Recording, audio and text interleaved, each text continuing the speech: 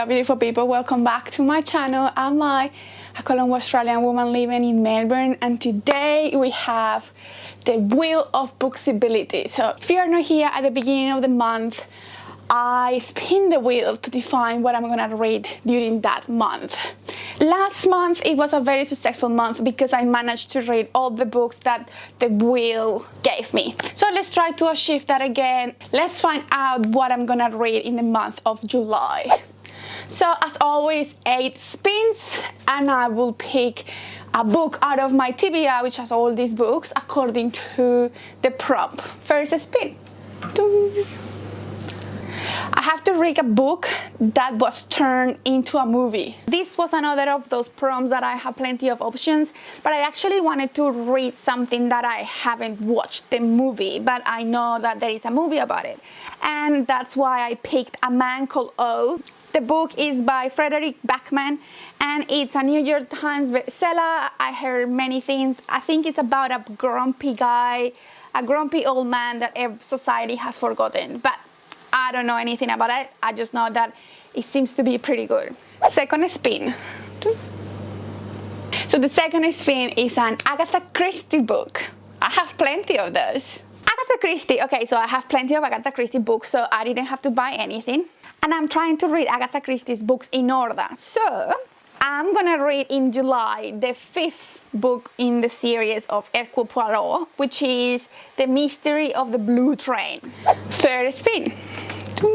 I have to read a book from a Colombian author or a book that takes place in Colombia.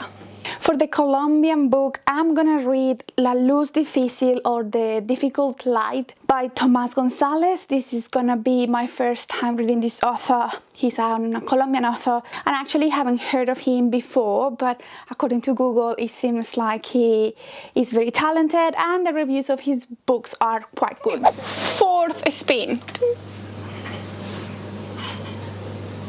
I have to read a book based on true events. This one was a little bit tricky to pick. I had several options, and I went with Hidden Figures by Margot Lee Shetterly. Spin number 5. I have to read a book that is a utopia or a dystopia.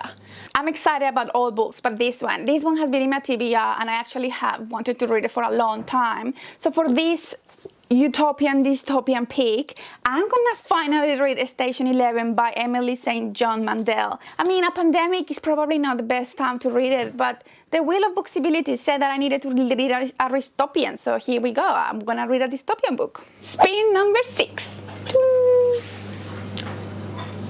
I need to read a book famous for its crazy plot twist. For the crazy plot twist, I googled to see if any of my books were famous for a crazy plot. None of the ones that I haven't read had crazy plots. So I decided to read one of Elizabeth Allende's that was in that list, and it's actually her first novel, which is La Casa de los Espíritus, or The House of the Spirits. So I will be reading that, and I'm happy about it because last month I read my first book of Isabel Allende, which was The Long Petal of the Sea, and it was beautiful, so I can't wait to read this one. 7th spin. I have to read a book from an Australian author. For my Australian author pick, I received this week an arc of the latest book, or the 3rd book of Holly Wainwright, I Give My Marriage a Year, and I'm gonna be reading that because I'm really excited about that book. And the last spin, number 8, is gonna be, please give me something interesting. No.